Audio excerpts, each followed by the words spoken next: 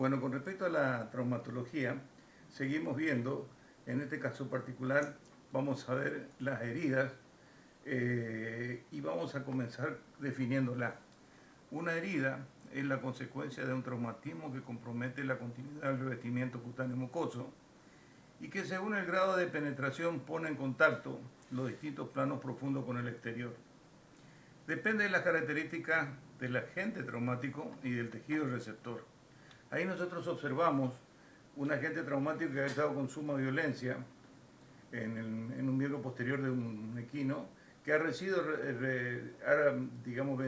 resistencia de la piel y ha provocado una ruptura del tejido cutáneo, poniendo en evidencia en los planos profundos, constituyendo una herida. Es decir, que ha vencido el traumatismo, la resistencia cutánea mucosa. Para poder ir interpretando cada una de ellas es conveniente clasificarla. Las heridas se clasifican heridas punzantes, que se caracteriza porque tiene una sola dimensión, que es la profundidad. El agente es punzante, puede ser un clavo, un alambre. La lesión que producen es mínima, separan los tejidos en vez de seccionarlo. Y lo más grave es que ocultan su verdadera gravedad. Ya van a ver por qué. Es común que dentro de estas lesiones el equino reciba ese tipo de lesiones más frecuentemente porque, digamos, por su característica de tener un punto de apoyo importante, representado por la tapa del casco, donde se enclavan distintos elementos, como en este caso un alambre, que constituye un elemento punzante, que digamos que produce pocas lesiones, pero que consecuencias pueden ser muy graves. También una lesión típica es la lesión provocada por un puñal que tiene una pequeña superficie de choque, pero tiene gran poder de penetración, justamente porque tiene una pequeña superficie de choque agudo, puede penetrar profundamente y ocasionar lesiones graves, ya que esas lesiones, esa profundidad que puede alcanzar este puñal, puede representar cavidades orgánicas como la cavidad pleural, la cavidad abdominal, con todas las lesiones que pueden ocasionar dentro de las mismas.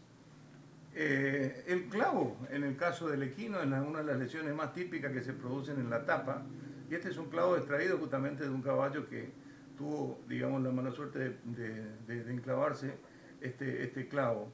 Fíjense las condiciones sépticas o, digamos, de contaminación que puede tener, y por ese motivo nosotros decimos de que ocultan su verdadera gravedad. En este caso, ustedes ven una pequeña lesión punzante en lateral del tercio superior de los metacarpianos derecho de este equino, de este potrito, y que, miren, terminó con una lesión, una vulneroinfección estudiada en enfermedades infecciosas sumamente grave, en la que el equino es también muy susceptible y que es el llamado tétano. Por eso cuando se habla de heridas punzantes, se habla de heridas que realmente esconden su verdadera gravedad, porque si ese caballo no se tomó la medida precautoria de vacunación o atención rápida de la lesión con antibióticos adecuados, van a terminar en estas lesiones que son de tipo irreversible, lo que demuestra la gravedad que encierran este tipo de lesiones provocados por agentes punzantes. Las heridas incisas, la segunda clasificación importante, se caracteriza porque tienen dos dimensiones, un largo y una profundidad. Esa profundidad por lo general es escasa. ¿Qué particularidades tiene? El agente que la provocó tiene un filo que produjo el corte de los tejidos debido a ese filo, y las lesiones se circunscriben ya sea en el lugar o a la distancia. En el lugar, cuando se producen lesiones que únicamente alcanzan al tejido conectivo subcutáneo, y a distancia cuando pueden afectar, por ejemplo, con secciones tendinosas, vasculares, nerviosas, que van a tener una consecuencia en el resto del organismo. Y la profundidad es importante cuando algunas veces el agente que provoca esta herida inciso tiene también forma punzante, entonces constituye lo que habitualmente se denomina inciso punzante, que son las heridas ocasionadas por cuchillos de hojas angostas o puñales. Eso es importante porque cuando se hacen los informes técnicos en medicina legal debemos aclarar esa particularidad. En este caso ustedes ven una herida incisa típica ocasionada por un cuchillo que solamente ha provocado digamos, un corte con un largo y una profundidad escasa.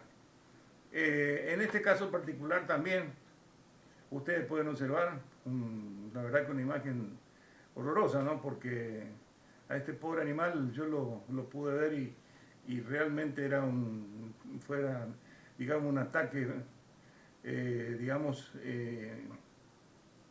solamente por portación de raza, ¿no es cierto?, por ser mestizo o pitbull, que sufrió, fíjense, un horrendo ataque con un elemento cortante, probablemente un machetazo que ha lesionado la piel de la cabeza, donde se ve múltiples cortes, que por supuesto que esto requirió un informe médico, en donde nosotros hemos hecho notar que existen cortes múltiples de una herida inciso cortante provocaba un elemento cortante, podría ser un machete, ¿no es cierto?, para tener una idea. Las heridas contusas, a la solución de continuidad se le agregan las lesiones texturales y vasculares. Es decir, de que la solución de continuidad se produce por un agotamiento de la resistencia elástica de la piel y las presiones excesivas. Esto agrega una gravedad a la herida. ¿Por qué? Porque estas heridas contusas se producen provocando una excesiva transmisión de fuerza hasta provocar la pérdida de la resistencia, lo que hace de que el tejido se desvitalice mucho. Y debido a esa particularidad, dentro de las tres heridas que hemos clasificado, la incisa, la punzante y las contusas son las que tardan más en cicatrizar porque los bordes se encuentran más desvitalizados debido a que el mecanismo de su producción, para poder producirse, han tenido que vencer la resistencia que la piel le opone, por lo que la piel sufre grandes desvitalizaciones, por lo que debemos llevar un control estricto del paciente para evitar complicaciones posteriores. En este caso particular ven ustedes un equino que está manifestando su dolor ya, ¿no es cierto?, por apoyar en pinza y que presenta en la cara anterior de la articulación femorotibio-rotuliana un corte totalmente irregular que fue producido por un corte contuso, y supimos nosotros que el verdadero origen fue el borde obtuso, un cierto rectangular que tienen los paragolpes de los camiones. Entonces fíjense ustedes que fue un accidente en ruta y que no pasó a mayores, probablemente porque el animal en el momento de producirse el accidente no tenía en apoyo el miembro, por lo que solamente ocasionó esta terrible herida contusa, que indudablemente tiene una gran capacidad, va a tener una gran desvitalización de los bordes de la herida, porque ha superado la resistencia de la piel el accidente provocado por un choque violento con un elemento contuso. Entonces va a tardar bastante su cicatrización. También con esta herida, al clasificar y hablar de heridas contusas, hay una herida muy en particular a la que nosotros tenemos que darle mucha importancia, que son las heridas provocadas por un proyectil. Las heridas se las clasifican provocadas por un proyectil por una herida contusa. La herida contusa es una continuidad que se produce por agotamiento de la resistencia elástica de la piel, por una presión excesiva provocada por un cuerpo contundente con elevado peso específico. En este caso específico es el plomo, que actúa en forma violenta sobre la piel y sobre los tejidos más profundos. Y a esa solución de continuidad se le van a agregar lesiones texturales y vasculares. Esta es la típica lesión provocada por un disparo por arma de fuego, y hacemos hincapié especialmente porque ustedes se van a encontrar en la actividad profesional con lesiones de este tipo, en donde van a tener que hacer informe y lo van a tener que calificar a esta herida. Y van a tener que hacer la buena calificación para que el informe tenga contundencia. Ahí vemos nosotros, fíjense ustedes, el tipo de lesión que es una herida contusa y el elemento que lo provocó. Ese elemento contundente un cuerpo de plomo de alto peso específico que provoca una lesión textural y vascular. También otra clasificación que se hacen de las heridas según la cuantía y extensión del compromiso patológico. Muchas veces hay heridas simples, que son las más importantes porque son las que tienen una evolución rápida, y las heridas complicadas. Las heridas simples se caracterizan porque no tienen, digamos, mayor complicación, solamente contaminación bacteriana. Sí, a una hemorragia porque se caracterizan esta herida incisa porque sangran bastante, pero no existe una complicación más severa. Por lo que su reparación rápida facilita enormemente su recuperación también rápida, digamos, de la recuperación rápida de esa herida. Mientras que la herida es complicada, ustedes van a encontrar, ya que existe una complicación. Esa complicación puede ser muy variada. En este caso, es una herida complicada con una miasis. En este caso, también en herido esta herida de este equino presenta otra complicación semejante a la anterior, que es provocada por una miasis, donde ustedes están viendo que está produciendo la eliminación de una larva. Y también ven a esta otra herida una complicación de otro tipo.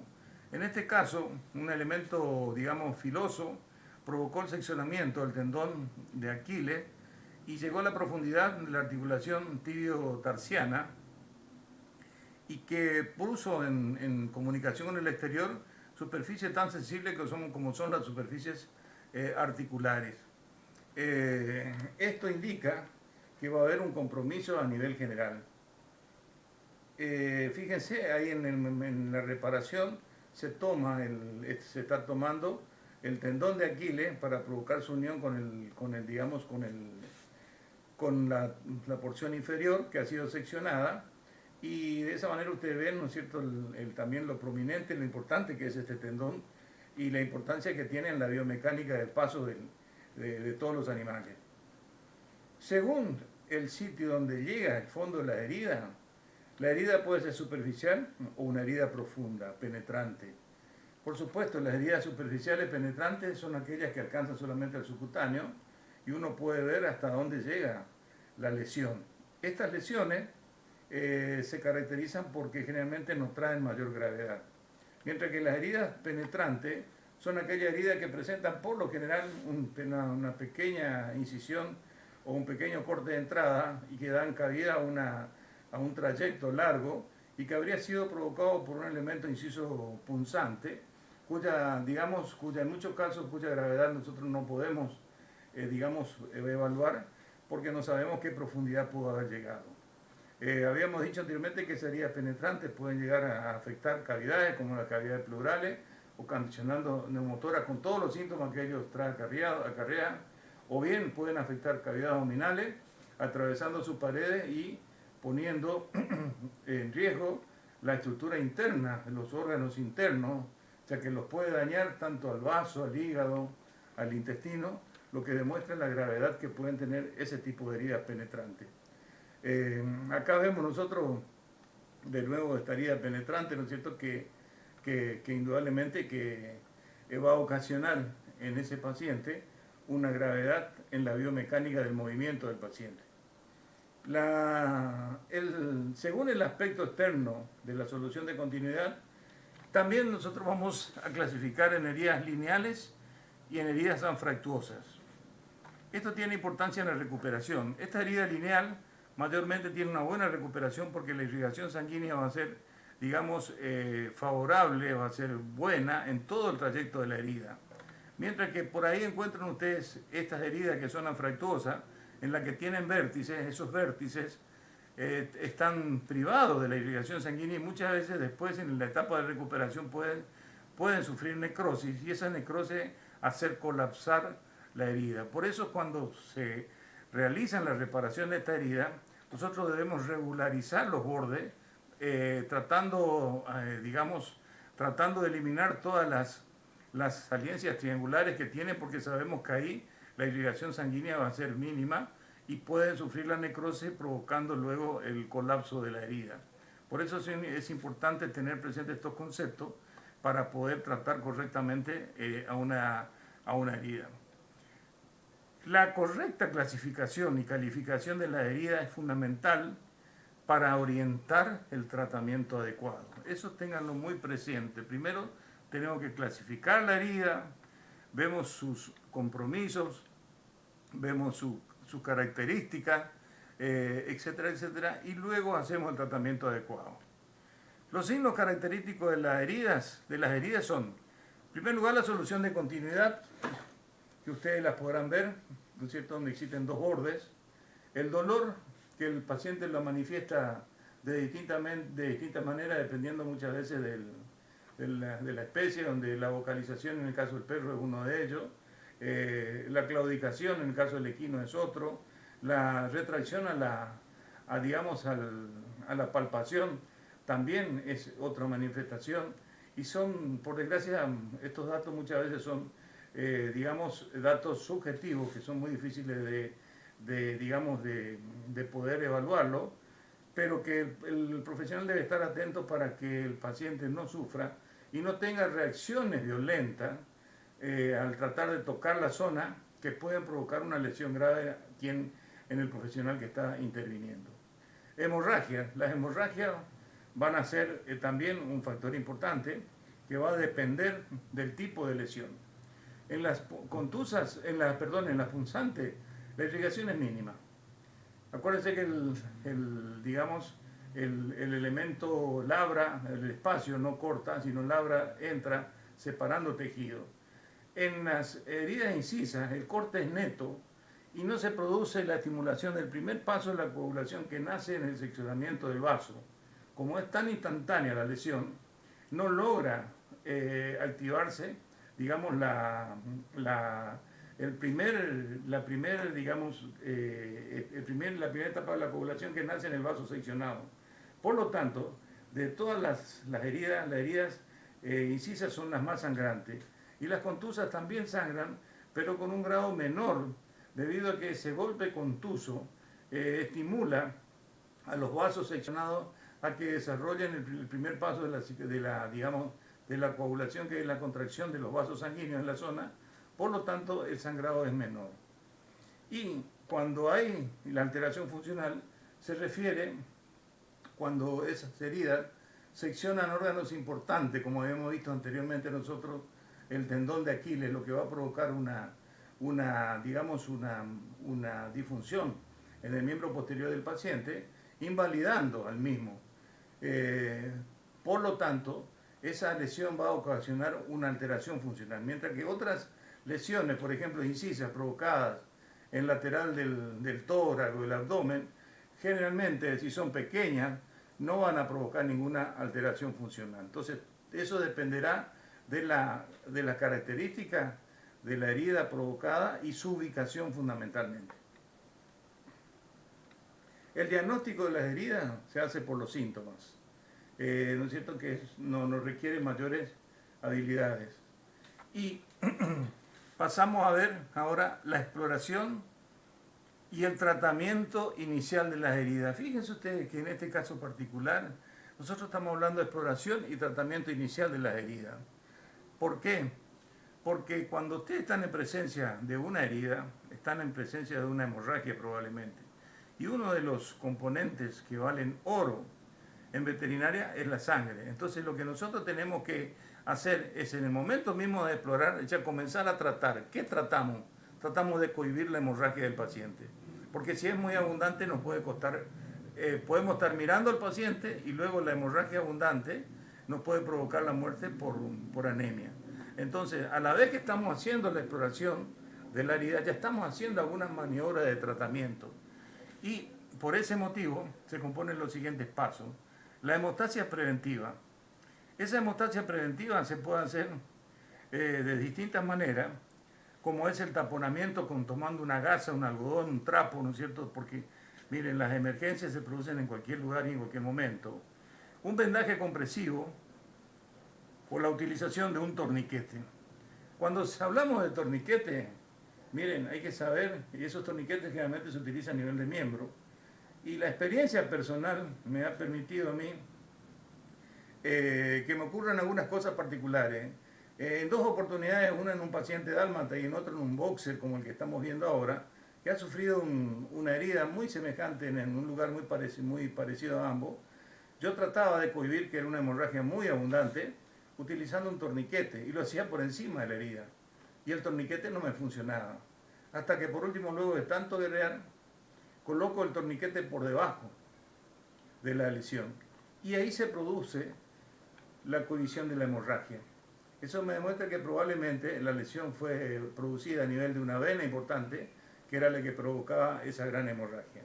En ese sentido, nosotros ustedes pueden ver acá, ¿no es cierto?, la herida importante, ¿no es cierto?, que existe por debajo del pulpejo, y la colocación del torniquete que está por debajo, y con una eficiencia total para cohibir la hemorragia. Entonces, para usar el torniquete, traten de colocarlo y si digamos por encima de la lesión, pero si no le da resultado, háganlo por debajo porque probablemente lo que se haya seccionado, lo que uno piensa siempre que se secciona una arteria, que uno por las características puede llegar a diagnosticar, pero le digo en ese momento y de gran apuro y de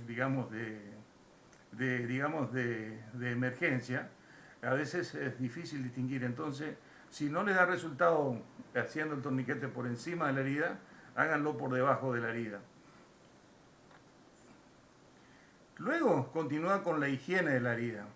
La higiene de la herida, acuérdense ustedes que las tres tipos de heridas son la herida punzante, incisas y contusas, que deben ser higienizadas generalmente en algunos casos directamente con agua y jabón blanco, digamos con abundante agua y jabón blanco, que es, es la forma más común y más frecuente y rápida de proceder a hacer muchas veces una higiene.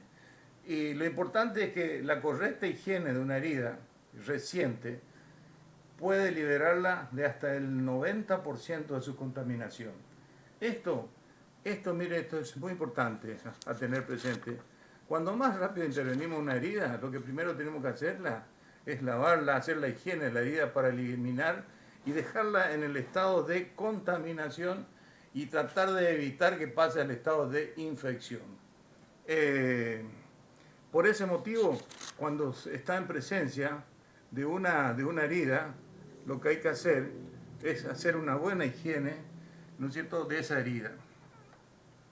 Esa higiene muchas veces se puede, cuando son heridas ya que han pasado bastante tiempo, forma una pequeña costra y para ello muchas veces tenemos que hacer un lavado con un pequeño,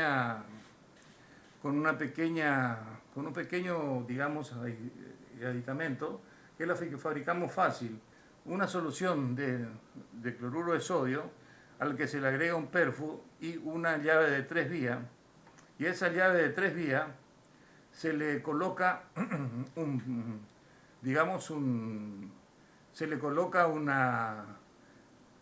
perfum, una aguja, se conecta una aguja y a través de una jeringa que se aspira en la llave de 3 vías se procede a descargar un chorro a presión, lo que va a ir desprendiendo de a poco y sin violencia, todas las costras y demás elementos contaminantes de una herida. Esto da resultado y facilita sin ser un elemento traumático que pueda ocasionar un agravamiento de la lesión. Una vez que hemos higienizado la herida, se hace la exploración de la herida propiamente dicha.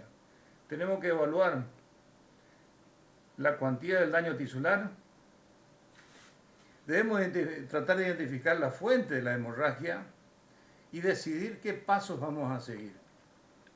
Con respecto al tratamiento eso continúa ya con el tratamiento de la herida. Y miren, en veterinaria existe una regla que es la regla de oro en el tratamiento de las heridas, por el cual toda herida hasta las 12 y 16 horas de producida se consideran contaminadas, mientras que transcurrido dicho tiempo está infectada. ¿Qué significa esto? Este es un importante concepto que si lo entendemos bien nos va a permitir lograr excelentes resultados. Nosotros cuando más rápido atendamos una herida, antes de las 12 y 16 horas, lo vamos a tener una herida contaminada nada más. Pero pasado dicho tiempo, esa herida se transforma en una herida infectada. ¿Y qué diferencia hay entre una herida contaminada y una herida infectada? Que la herida contaminada tiene bacterias, mientras que en la infectada, además de tener bacterias, ya se produjeron la reproducción de las bacterias con todos los metabolitos propios de la reproducción de las bacterias, que son elementos altamente, digamos, nocivos para la herida. Y no es lo mismo, una vez que se produjo la infección de una herida, lo que está contraindicado es, muchas veces, por el tipo de herida, en algunos casos, es la sutura de la herida. Porque vamos a estar encerrando en el interior un proceso infeccioso que va a traer aparejado posteriormente una colecta de secreción purulenta. Entonces, en los casos contaminados, estaría, digamos, totalmente indicada la sutura, mientras que en los casos infectados habría que evaluar la sutura y en muchos casos está totalmente contraindicada la evaluación de la sutura en heridas infectadas. La diferencia, vuelvo a repetir, contaminada existen bacterias nada más. Y esa contaminación dura hasta, en veterinaria, hasta las 12 y 16 horas de producido, mientras que la herida infectada la herida infectada ya se ha producido, la replicación de las bacterias se ha multiplicado con la producción de todos los metabolitos, digamos, que produce dicha bacteria, que son nocivas para la reparación de dicha lesión. Esta es una herida contaminada. Fíjense ustedes que no existe esta herida si nosotros la higienizamos, le hacemos la antisepsia a la herida y suturamos, vamos a obtener una excelente recuperación. Mientras que esta es una herida infectada, ya ustedes ven la evolución, que existe ya secreción, pero además ya existe evolución de la producción de tejido conectivo. Así que esta es una herida infectada. El tratamiento en sí consiste en hacer la toilette de la herida, la hemostasia definitiva, el tratamiento medicamentoso, la sutura, agregarle procedimientos especiales a la sutura muchas veces que requieren, por las características de la misma, protección de la herida contra automutilaciones y en algunos casos, si es necesario, la inmovilización de los miembros para ayudar a que se produzca la recuperación del paciente. La toilette de la herida. En la toilette de la herida se tienen que hacer algunas maniobras que van a provocar dolor en el paciente. Por lo tanto, es muy importante realizar un abono anestésico. Ese abono anestésico hay que tener presente que muchas veces nosotros lo hacemos en forma equivocada. ¿Por qué? Porque ese abono anestésico se tiene que hacer por fuera de la herida, abordando la herida, digamos, por la piel sana.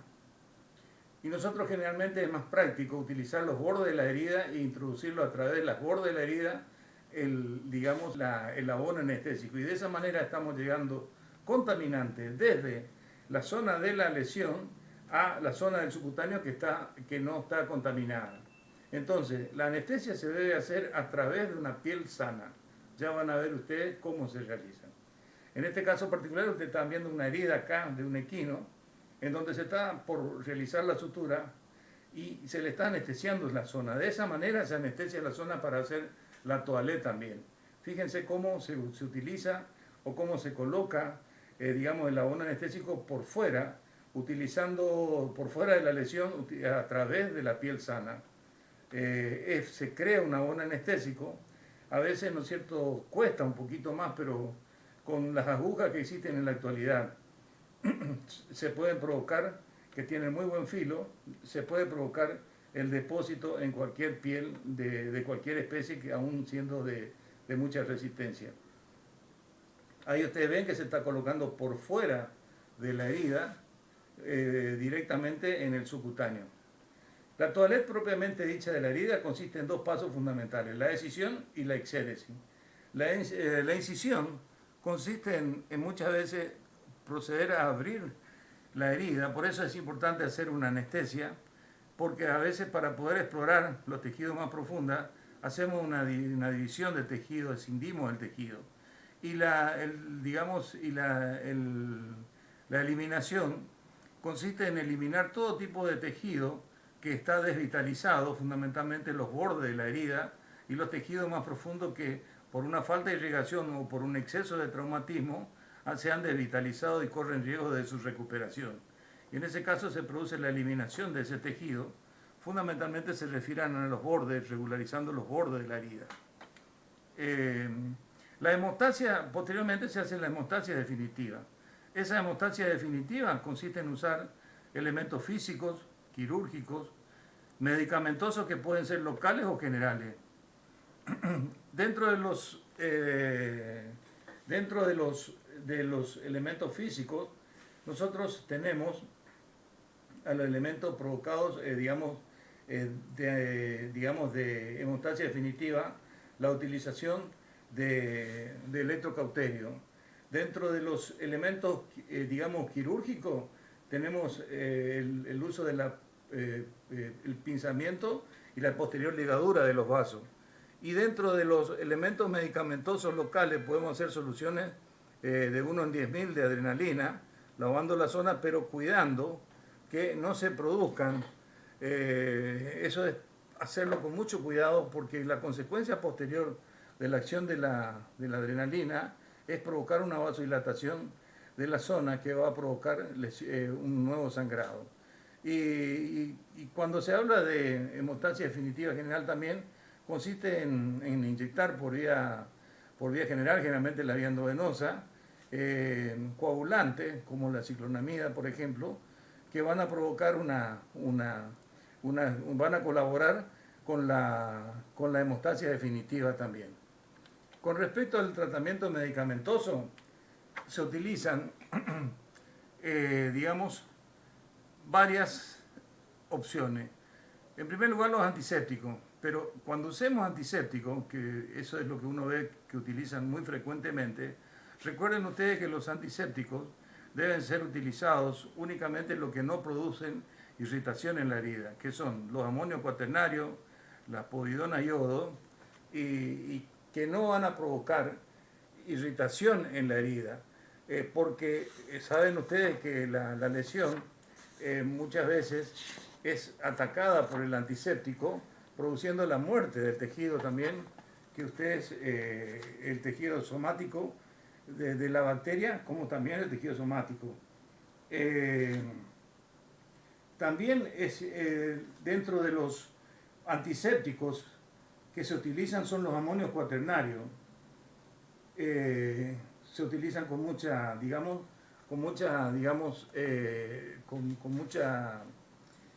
éxito. Dentro de los antibióticos, muchas veces el antibiótico se indica para hacer un lavaje final nomás de la herida, y su uso tópico muchas veces no es muy justificado, porque rápidamente se destruye.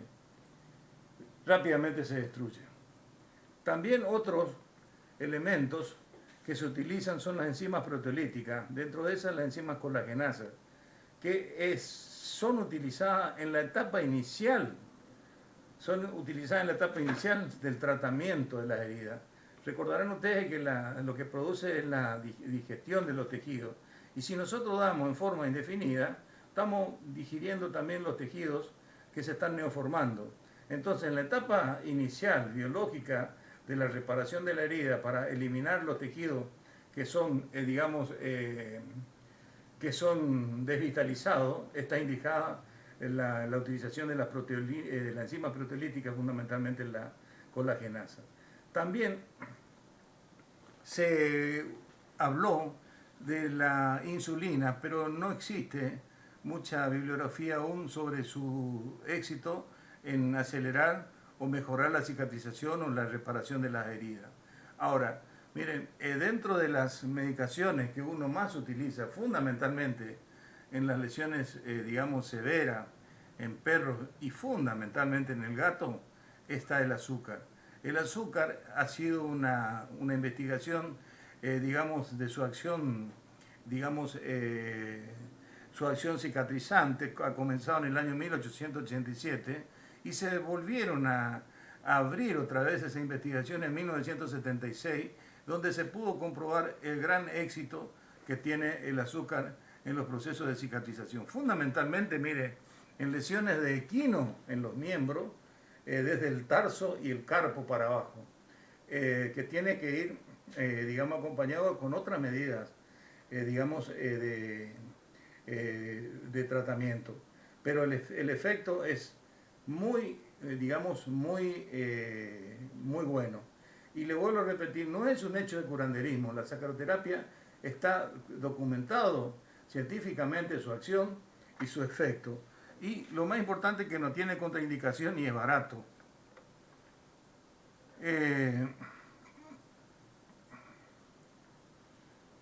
Como volviendo otra vez a, digamos, a repetir, porque me parece que esta parte es una parte muy importante, el tratamiento medicamentoso, recuerden ustedes que todos los antisépticos son citotóxicos y por lo tanto deben utilizarse bien diluidos. Los más indicados son el amonio cuaternario y la povidona de iodo, que debe usarse la povidona de iodo en un porcentaje bajo, entre un 5 y un 10%. Como dijimos anteriormente, los antibióticos se utilizan en un lavado de la herida nada más. Se inactivan rápidamente con la sustancia orgánica, por ello su uso tópico está, digamos, se halla limitado. El azúcar, que es la que tengo mucho interés de explicarle a ustedes y hablarle, se utilizan para aplicarle a cualquier tipo de herida. En especial, miren las heridas supuradas o crónicas, con una cicatrización retardada, siendo en todos los casos de resultado óptimo, sin contraindicaciones y lo más importante, muchas veces digamos, para algunas personas tiene mucho valor lo económico. En este caso particular el azúcar es lo más económico que hay. Y le vuelvo a repetir, no es curanderismo, esto ha sido probado científicamente, utilícenlo, pero tal cual uno enseña acá o lo que enseña la bibliografía, por favor, porque yo he visto y he tenido algunos inconvenientes con el mal uso del azúcar. Y por supuesto, cuando no se usa como corresponde, el uso fracasa el tratamiento. El efecto es muy sencillo, su efecto es por bacteriólisis. Fíjense que por su acción hipertónica, ya que se tiene que usar al máximo la cantidad, el azúcar crea un ambiente hipertónico y que provoca la deshidratación de la bacteria hasta provocar la plasmólisis.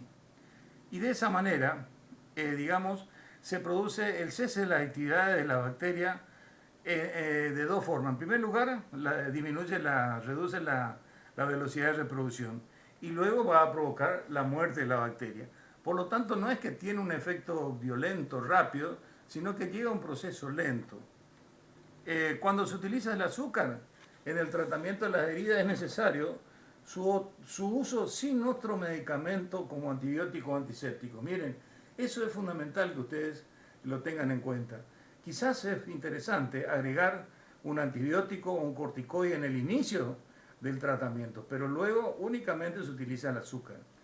Ni siquiera muchas veces el lavado, solo basta con pasar una gasa, eliminar los agentes contaminantes que presenta la secreción purulenta, por ejemplo, y muchas veces se lava ya cuando existen muchos cuerpos extraños o muchos esfacelos, tejido necrótico que puede, digamos, interponerse entre el azúcar y la herida, interponiendo así el tratamiento. O sea, miren, para que el azúcar tenga resultados, se deben tener en cuenta 3 puntos decisivos. El azúcar debe rellenar por completo el lecho de la herida, es decir, debe existir una abundante aplicación de azúcar. Debe aplicarse con cierta presión para que ocupe todos los espacios. En todo momento se debe procurarse una alta carga o una alta concentración del azúcar. Eso es lo que ustedes tienen el objetivo, la gran cantidad, una alta carga de azúcar, el azúcar común, la azúcar granulada, ¿no es cierto? Esa gran cantidad debe existir en la lesión. Mantener con el azúcar es muchas veces un inconveniente. y se recurre a lugares que puede realizarse el uso de un vendaje que además, por ejemplo, en el caso de los equinos que tienen lesiones en los miembros, debe aplicarse con una ligera compresión, que esa es la base del tratamiento de todas las lesiones de los miembros, desde la rodilla y del carpo para abajo, para evitar una de las complicaciones más graves e irreversibles que tienen ese tipo de lesiones en los equinos, que son los queloides. Muchas veces mantener el azúcar requiere de la habilidad e imaginación, debido a que por la ubicación del tratamiento muchas veces es difícil mantener el vendaje y que muchas veces es respetado por el paciente, por lo que se debe recurrir muchas veces a collar de palo en los equinos para evitar el lamido y collares isabelinos en el perro, cuando no puede ser aplicado, ¿no es cierto?, el vendaje. Miren, al principio la curación se realiza cada 8 horas. Durante las primeras 48 a 72 horas, hasta luego se espacía cada 24 horas. Yo muchas veces en forma práctica, porque sé que el hombre de campo a veces tiene algunos inconvenientes, lo que hago es hacerle, mire, directamente comenzamos con tratamiento cada 24 horas, con buen resultado también. El azúcar, ni bien es colocado, forma un jarabe espeso que se adhiere al apósito y ese jarabe se produce con mayor rapidez dentro de las 72 horas, que se incrementa la secreción. Muchas veces, miren, en estas primeras 72 horas se produce un olor maloliente y que toma la secreción un color amarillento, verdoso, que para que algunos entienden o para cualquiera llama la atención y cree que puede ser producto de una complicación bacteriana con alguna bacteria piosiánica y que intenta detener, digamos, el uso del azúcar. Eso hay que tratar de charlarlo perfectamente bien con el propietario, que es una evolución normal y favorable, ¿no es cierto? Podríamos decir hasta favorable, ¿no es cierto?, de que el azúcar está actuando y desaparece esa acción poco feliz, ¿no es cierto?, dentro de las 48 a 72 horas. La aplicación del azúcar se continúa hasta la cicatrización final. Y miren, muchas veces hay que llevar mucho tiempo. A mí me ha llevado en algunos casos más de 100 días el tratamiento de caballos, pero que se han recuperado totalmente. Y creo que vale la pena 100 días un buen caballo. La acción cicatrizante del azúcar se caracteriza por la gran movilización de macrófagos que produce la limpieza de la herida, lo que favorece la evolución hacia la cicatrización. Miren, en la etapa más avanzada de la cicatrización aparecen en el lecho de herida una capa brillante que forma el aspecto glaseado. Eso es importante que ustedes vean, que aparece una especie de un tejidito de aspecto transparente, brilloso, que eso es muy importante porque indica que la evolución de la cicatrización se está produciendo muy favorablemente. Histológicamente está constituido por una gruesa capa de tejido colágeno que protege de la reinfección y colabora con una formación de un tejido firme, de una cicatriz firme, y está, digamos, evitando la formación del queloide. Siempre se debe realizar la profilaxis en el caso del tétano, en la profilaxis del tétano en el caso del equino, y un antibiótico al inicio del tratamiento para tratar de evitar todo lo que sea contaminaciones bacterianas posteriores. Una vez que se ha realizado la toilette de la herida, digamos, el examen de la herida, y todo el tratamiento posterior, debemos suturar la herida. La sutura se debe realizar, fíjense ustedes, esta herida es una herida anfractuosa, altamente contaminada, y que luego de hacer una buena higiene se debe realizar su sutura. Esa sutura se debe, en algunos casos particulares, se debe tratar de hacer recomponiendo, poniendo puntos directrices en una herida complicada como en este caso, para evitar, ¿no es cierto?, de que la sutura nos quede despareja o que tengamos problemas en la sutura del paciente. Por eso se presenta la piel y se van realizando puntos de suturas directrices para ir agregando posteriormente las demás suturas. En este caso se usaron puntos separados.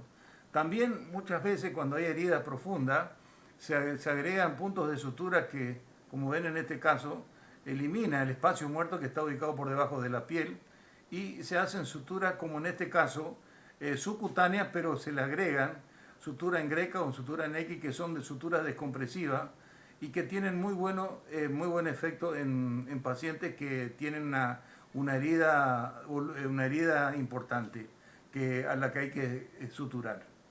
En algunos aspectos también se puede aconsejar el uso de cotonetes, ¿no es cierto?, o capitones para la sutura de las heridas.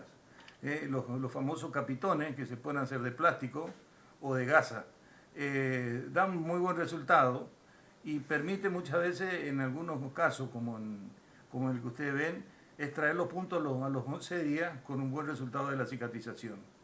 En lo personal, me gusta mucho la utilización de una sutura subcutánea a la que le agrego una sutura en greca o en X, que es descompresiva y se utiliza en grandes heridas que tienen cierta tensión. Al ser descompresiva, produce una descompresión de la misma y facilita la cicatrización. También no olviden de que estas heridas traumáticas van a dejar como consecuencia la producción de una secreción, como cualquier herida quirúrgica, por lo que es conveniente agregar un drenaje muchas veces en la parte de declive para facilitar el drenaje del contenido, que pueda existir por debajo de la piel suturada. En el caso, vamos a ver ahora, en el caso de un equino, una herida incisa, en donde vamos a ver los síntomas, el diagnóstico, el tratamiento y la evolución fundamentalmente. Normalmente, cuando existen un grupo de equinos, siempre aparecen algunas heridas. Esas heridas a veces son heridas que no encontramos el porqué y que pueden llegar a ser de mucha gravedad. Hay animales que están tratados correctamente en boxe, ¿no es cierto?, que sufren una alimentación diaria y que aún así aparecen lesiones que son bastante graves.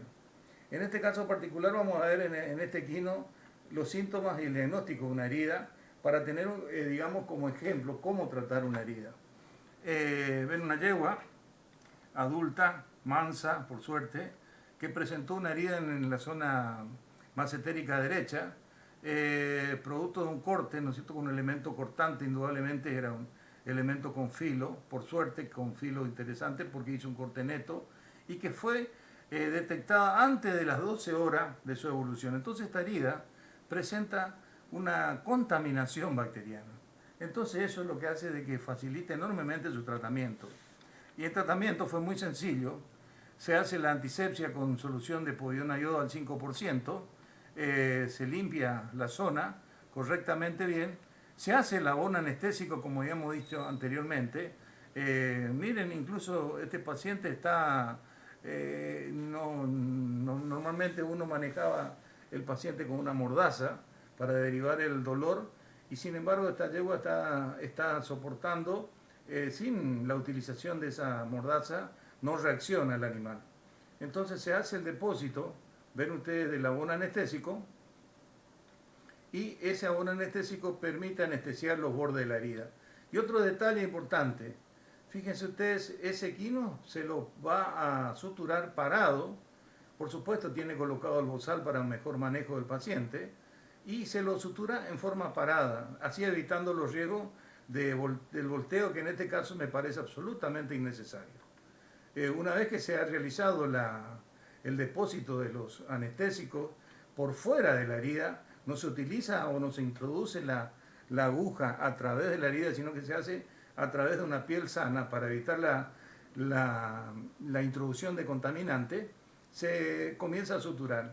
La sutura también a veces tiene algunos secretos que ustedes ya lo vieron en cirugía y anestesiología, pero vale la pena aclarar que se hace, la aguja es lo más importante, es hacerla la aguja, con una aguja de hipodérmica 48 en caso de pieles, pieles bastante digamos, suaves, digamos que no sean gruesas, no resistentes como en este caso, o bien en algunos casos cuando la piel es gruesa y opone mucha resistencia se utilizan agujas 40-12 a la que se le pasa un hilo, como ustedes ven, se saca el cono de atrás, se aplasta el tren, la parte posterior y queda la aguja, digamos, preparada para la sutura con el hilo.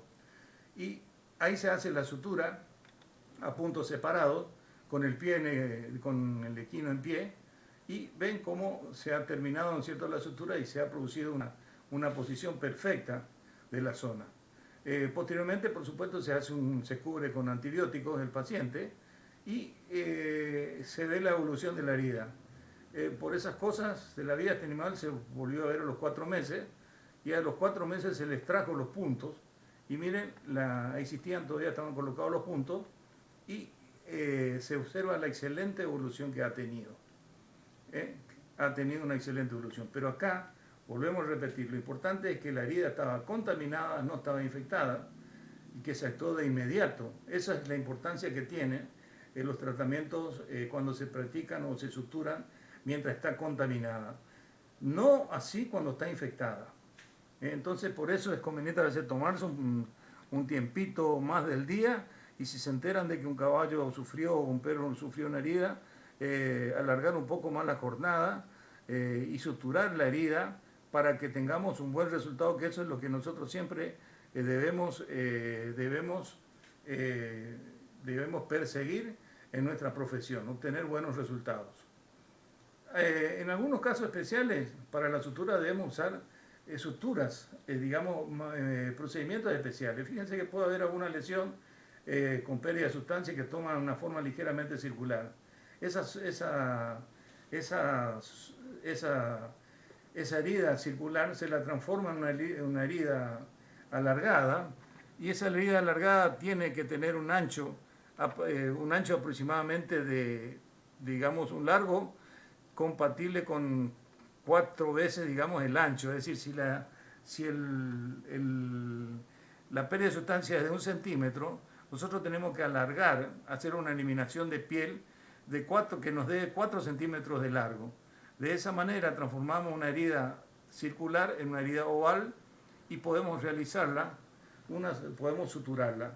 En algunos casos también, a mí no me ha dado tanto resultado, me ha dado mejor resultado la anterior técnica.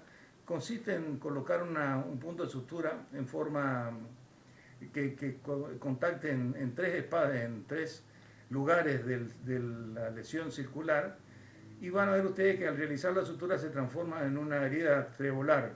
Se cortan, quedan como pequeñas sobresaliencias cutáneas que se denominan orejas de perro, se seccionan a veces las orejas de perro y se le agregan puntos de sutura.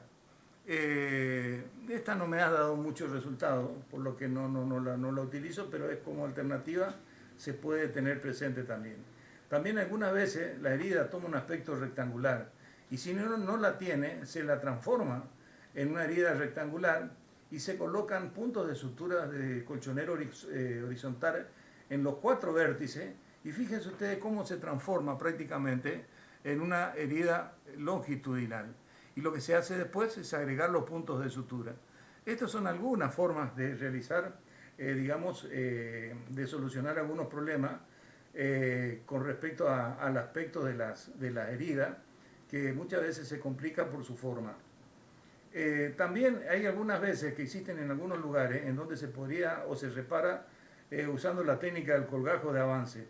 En este caso particular, esta paciente, esta gata presenta una herida mentoniana, una úlcera mentoniana crónica, y que se eliminó y que necesitábamos cubrir el área de la úlcera con tejido cutáneo.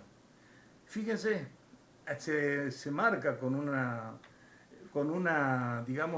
lápiz indeleble y se marca el tejido o la forma del colgajo de avance. Ese colgajo de avance tiene que tener 2 veces el largo de la lesión mentoniana y debe tener una base más ancha que la zona anterior. ¿Por qué? Siempre la base de los colgajos de avance deben ser mayores para asegurar la irrigación de este colgajo que va a ser el que va a cubrir la zona a eliminar. No sé si queda claro. Es decir, que nosotros tenemos que tener un colgajo de avance que tiene que ser 2 veces el diámetro del tejido a eliminar, y la base siempre tiene que ser más ancha que la porción libre del colgajo posterior para asegurar una buena irrigación sanguínea. Si esta base es más delgada, el colgajo de avance va a fracasar. Ahí ustedes ven cómo se eliminó, se preparó el colgajo de avance, y ahora se va a proceder a eliminar el tejido, la úlcera mentoniana. Una vez que ustedes tienen la úlcera mentoniana eliminada, realizado el colgaje de avance, se desprende del tejido conectivo bien profundo. Tiene que quedar mucho tejido en el colgajo de avance. Mucho tejido tiene que quedar, porque ese tejido que queda es el que va a dar la irrigación sanguínea. Por eso deben hacer una disección profunda, dejando que quede, vuelvo a repetir, en el colgajo de avance mucho tejido subcutáneo, que es el que va a asegurar la irrigación y la reparación de ese tejido. Y luego se procede a colocar, ahí ustedes ven el colgajo de avance, se colocan 2 puntos de sutura que son puntos de avance que traccionan hacia adelante para descomprimir a los puntos laterales que van a colocarse posteriormente. Luego se colocan los 2 puntos directrices en el extremo craneal del colgajo de avance, y posteriormente se agregan los puntos laterales. Se colocan los puntos laterales. Y de esa manera se da por terminada la cirugía. Ahora, no se olviden de que ahí existía una úlcera crónica, y que esa úlcera crónica puede tener o puede ser consecuencia de varios factores. Por eso no se desecha, se manda a histopatología para ver qué característica tiene esa úlcera. Se ha visto la evolución del paciente a los 5 meses y miren la recuperación que ha tenido, excelente. Y también se recibió el resultado histopatológico que ha demostrado que o ha sido diagnosticado como adenocarcinoma de glándulas apócrinas, es decir, que era un tumor ubicado en la zona mentoniana.